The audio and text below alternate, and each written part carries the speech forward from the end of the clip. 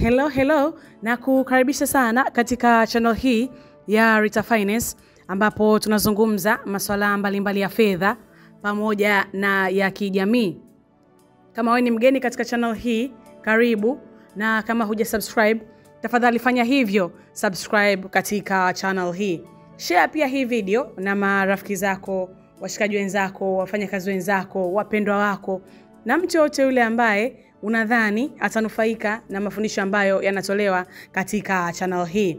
Like pia hii video pamoja na kubonyeza ile kengele ya notification ili uweze kupata taarifa pale ambapo tuna upload video mpya katika channel hii. Jina langu mimi ni Rita JL, na karibu ungane nami katika episode hii ya leo. Katika episode hii ya leo tutamzungumzia Thomas Edison. Nadhani hili jina si ngeni kwako, ulimsikia sana kule sekondari, hasa katika kile kitendo chake cha kuboresha balbu ya umeme. Na mwanasayansi huyu, baada ya kufanya yale majaribio 10,000 ya kushindwa, tunakumbuka alisema kwamba sikushindwa, ila nimegundua mambo 10,000 ambayo hayawezi kufanya kazi. Thomas Edison alifanikiwa kama mwanasayansi, na huu msemo wake umekuwa ni motivation kubwa sana kwa watu wengi, kwamba I haven't failed, I have just found 10,000 ways that won't work. Sasa Thomas Edison ni nani na tukio gani kubwa lilimkumba katika maisha yake? Tutaenda kulijadili leo, na hili lilikuwa ni tukio la kuunguliwa na karakana yake iliyokuwa huko West Orange. Na Thomas Edison namna gani aliweza kulipokea hili tukio na jinsi gani aliweza kulikabili na hatimaye kuvuka na kusonga mbele na maisha. Karibu ungane nami tuweze kumfahamu Thomas Edison. Thomas Edison alizaliwa tarehe 11 mwezi wa pili mwaka 1847 huko Milan, Ohio, USA, na alifariki dunia tarehe 18 mwezi wa 10 mwaka 1931 huko West Orange, New Jersey, USA. Thomas Edison alikuwa mtoto wa 7 na wa mwisho wa Samuel Edison Jr.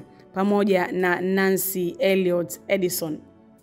Thomas Edison alikuwa ni mvumbuzi mashuhuri, na kuna tukio moja kubwa ambalo lilimkumba katika maisha yake ambalo lilitokea tarehe 9 Disemba mwaka 1914, na wakati huo Thomas Edison alikuwa na miaka 67, ambapo karakana zake Thomas Edison ziliungua zote kutokana na moto uliosababishwa na kemikali za maabara.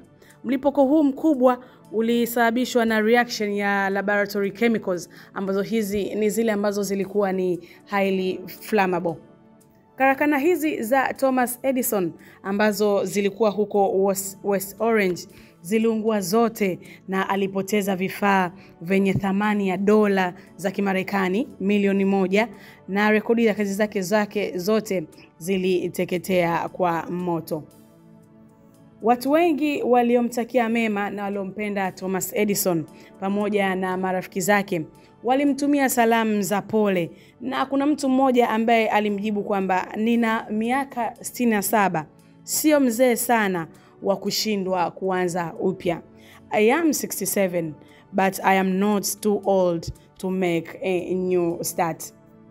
Gazeti la The New York Times lilimkariri pia Thomas Edison kwa maneno ambayo yanafanana kama hayo, ambapo alinukuliwa akisema kwamba although I am 67 years old, I will start all over again tomorrow. Na hii ilikuwa ni kwa ile siku ya tukio lenyewe ambapo limetokea.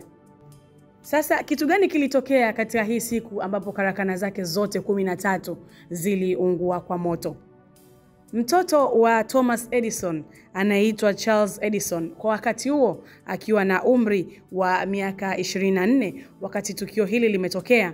Alikuja baadaye kuandika kitabu kinachomhusu baba yake na kuhusiana na hili tukio na la moto ambalo lilimkumba baba yake. Kitabu hicho Charles Edison alikipa jina la The Electric Thomas Edison kutokana na baba yake ni mtu alikuwa wakudili sana na vifaa vya umeme. Charles Edison anasema kwamba siku hiyo ya tarehe 9 alisikia kelele za watu wakisema fire fire, yani moto moto.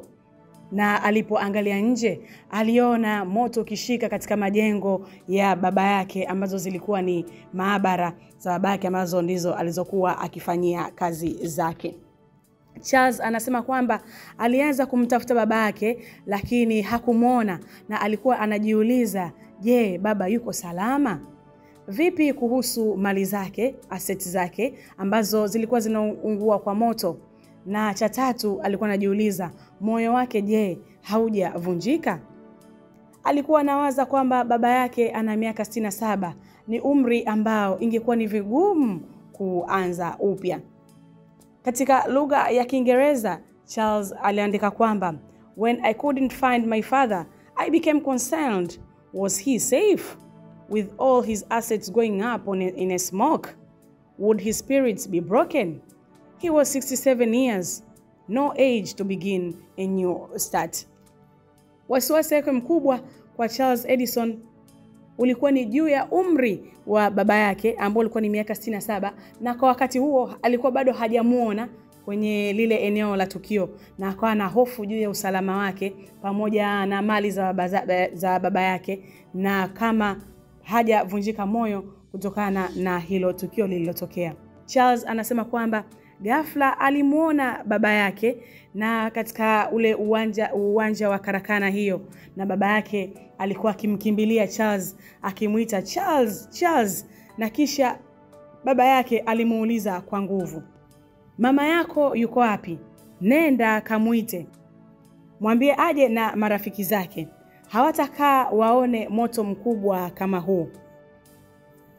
Kwa Kiingereza alisema kwamba, where is your mom? Go get her. Tell her to get her friends. They'll never see a fire like this again.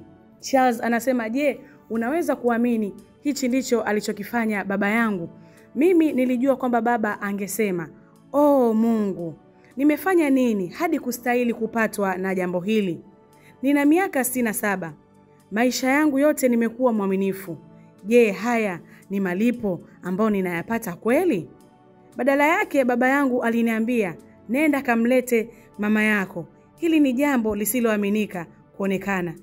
Angalia moto huu.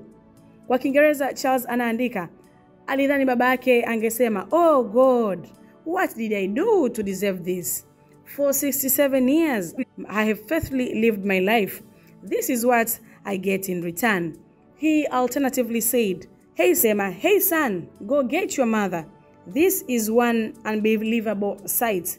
Look at that fire. Charles Edison anasema kwamba alishangaa kumuona baba yake akiwa na ujasiri mkubwa namna hiyo, na pia na ujasiri wake wa kuanza upya. Sasa kitu gani kilitokea mpaka huu moto ukatokea?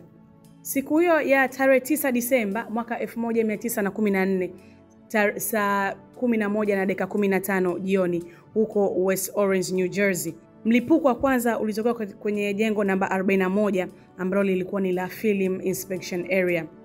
Jengo hili ndipo ambapo Edison alikuwa anatumia kwa film production.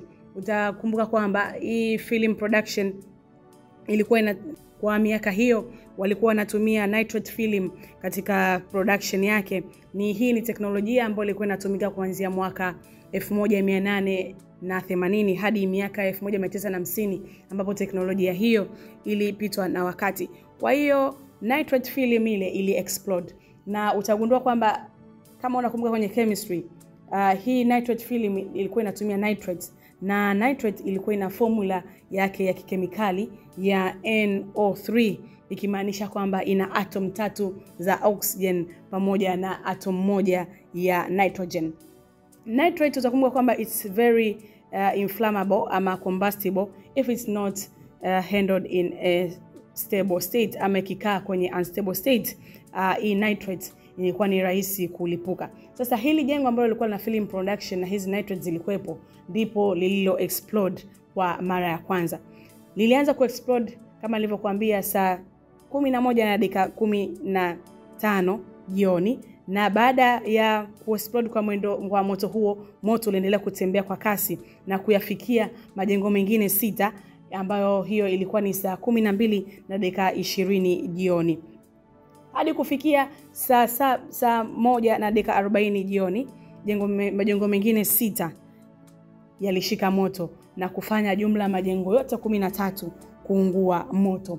Na ilipofika saa 3:30 usiku, mlipuko mkubwa sana ulisikika katika store ambayo ilikuwa na zile kemikali za kikemia za maabara na kuchochea moto huu kuwa mkubwa sana. Kwa hiyo kila kitu kiliteketea siku hiyo ya tarehe 9 mwezi wa 12 mwaka 1914. Karakana zote za mwanasayansi Thomas Edison ziliteketea zote kwa moto.